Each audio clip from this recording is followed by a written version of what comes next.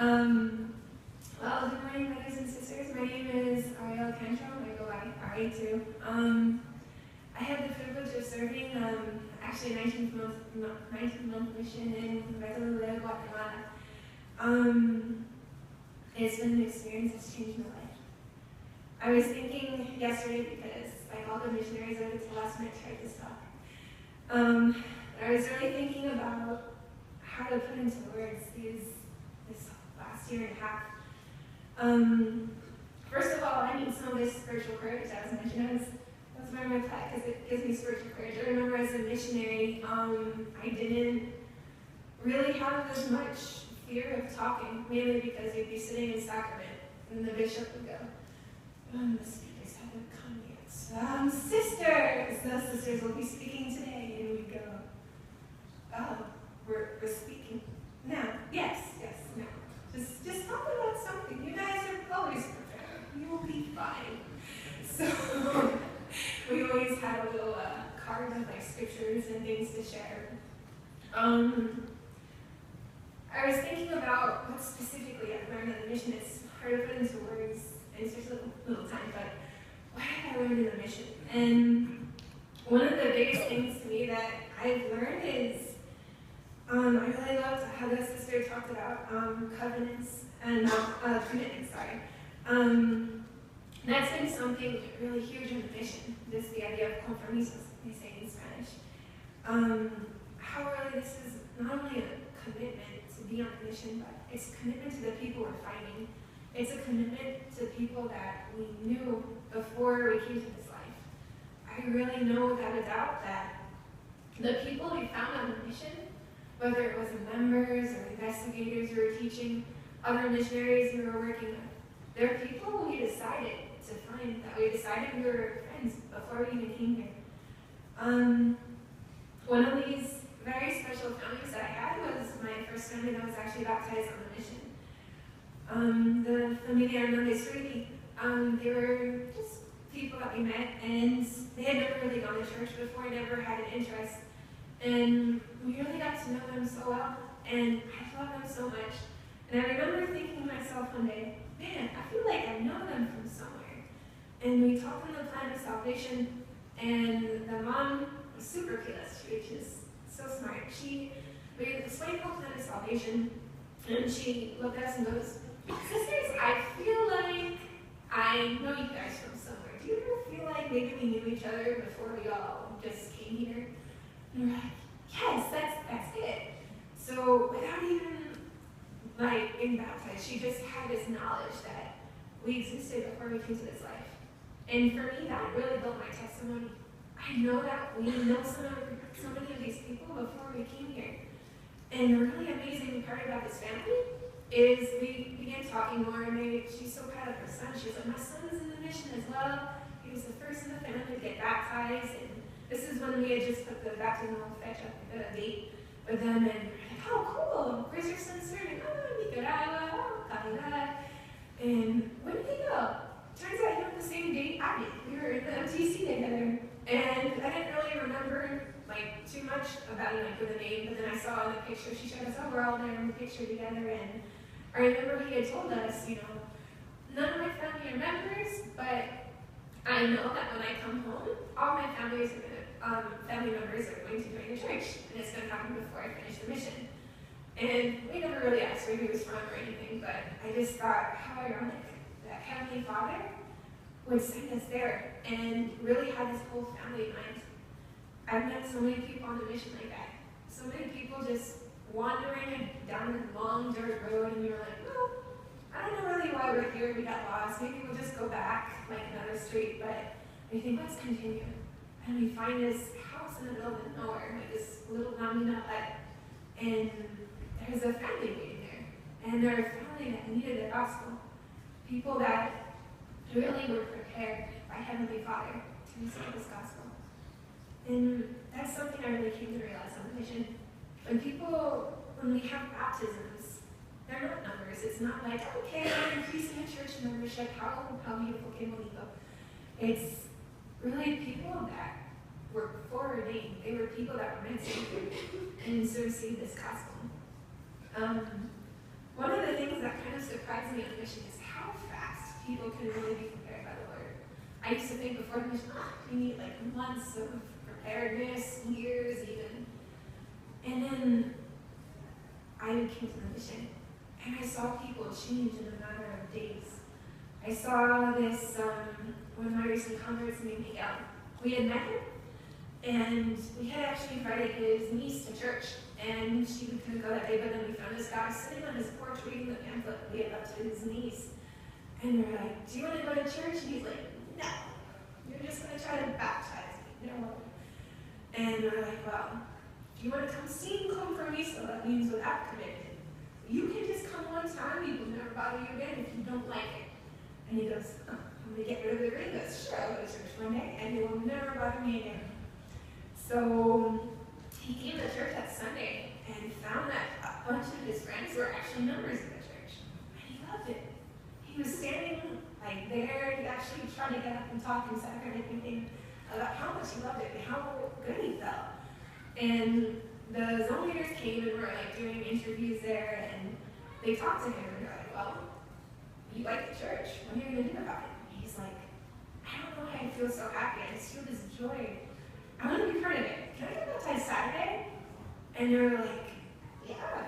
He had already, I guess, it turns out one of his family members was a member of the church, and years ago he had gone and had forgotten about this joy. And he got baptized that following Saturday. And really just, I know the Bible is always continues to surprise me, but how really the Lord prepares people. And that's what this mission was all about. It was finding people that had already been prepared, finding people that wanted a taste of this joy. And one of the scriptures I really, really like, this was the hardest part of the talk, is trying to find out what scriptures to use because I love them all. I kind of repented before the mission. I didn't really know the scriptures like I should have, but I really come to love the Book of Mormon during the mission. All of my favorites are in Alma. There's so many. But one thing that I really, I have all the scriptures marked up. Seriously, if you guys don't like the scriptures yet, just mark it up. Just draw on it every year. It makes it so much more fun. Okay. Well, one of the things that I really came to realize on the mission is that missionaries are especially called. They have this power and authority given to them. And, you heard about that beforehand, but I had never really lived it until I was there.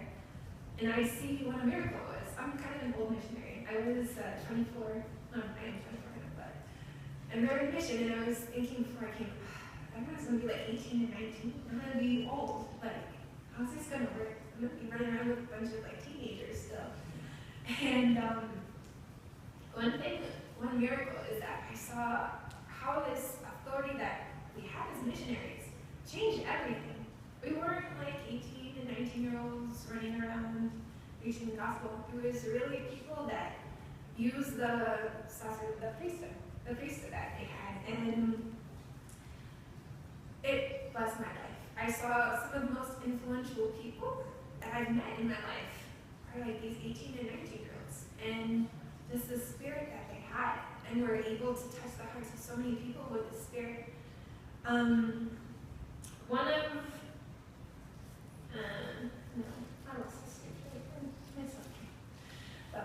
one of the really special opportunities we had in the mission, especially the last couple of months, was we decided that we were going to really come together as a zone to see these miracles, and we were going to fast every single week.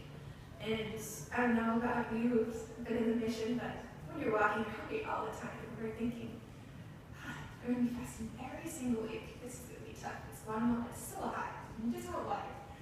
But we really changed our attitudes. We began to love fasting. And it came to the point where we really were seeing the blessings and seeing so many miracles every single day. There was just so many miracles. And we were at one point fasting twice a week. And I remember one week we were just guided to so many people. It was just meeting these people, and realizing we were meant to be there. We were meant to see them at that point in time. There was this one lady that we met that she was a single mom. She had just had her baby a few weeks before. It turns out she was a member of the church.